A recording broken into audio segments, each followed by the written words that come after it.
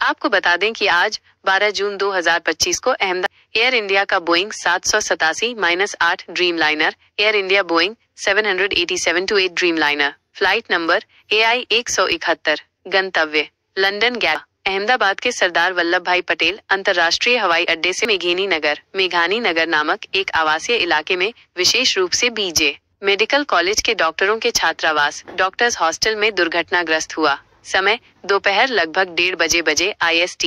हादसे की प्रकृति, उड़ान भरने के लगभग 5 मिनट बाद विमान ने मेडे कॉल जारी किया और उसके तुरंत बाद संपर्क टूट गया। वीडियो फुटेज में विमान को टेक ऑफ के बाद कुछ ऊंचाई तक जाते हुए फिर तेजी से नीचे गिरते हुए और आग के गोले में बदलते हुए देखा गया है। कारण, प्रारंभिक रिपोर्टों में विनाशकारी तकनीकी खराबी का सुझाव दिया गया है। Aircraft accident investigation bureau AIB ने जांच शुरू कर दी है। हताहत और बचाव कार्य, यात्री और चालक दल, विमान में कुल 242 लोग सवार थे, जिनमें 230 यात्री और 12 चालक दल के सदस्य शामिल थे।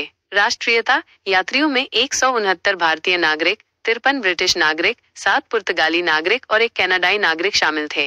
मृतकों की संख्या, अहमदाबाद पुलिस के अनुसार विमान में सवार लगभग सभी 242 लोगों के मरने की पुष्टि हुई है। इसके अतिरिक्त कुछ स्थानीय लोगों के भी मरने की आशंका है, क्योंकि विमान एक आवासीय क्षेत्र में गिरा था। घायलों की संख्या, 41 लोगों का इलाज चल रहा है, लेकिन यह स्पष्ट नहीं है कि वे विमान में सवार थे या दुर्घटना स्थल पर मौजूद थे। एकमात्र जीवित व्यक्ति, एक ब्रिटिश नागरिक विश्वास कुमार रमेश, 20 वर्षीय व्यक्ति, सीट 11A पर सवार था, जो चमत्कारिक रूप से बच गया। उन्होंने एक आपातकालीन खिड़की से कूदकर अपनी जान बचाई। प्रभावित महत्वपूर्ण व्यक्ति, गुजरात के पूर्व मुख्यमंत्री विजय रूपाणी भी इस दुर्घटना में मारे गए लोगों में शामिल हैं। वो अपनी बेटी से मिलने लंदन जा रहे थे। बचाव कार्य, दुर्घटना स्थल पर तत्काल बचाव कार्य शुरू कर दिया गया। NDRF की 6 टीमें, अग्निशमन दल, एम्बुलेंस और पुलिस इकाइयां मौके पर मौजूद थीं। गृह मंत्री अमित शाह और नागरिक उड्डयन मंत्री राम मोहन नायडू स्थिति का जानकारी।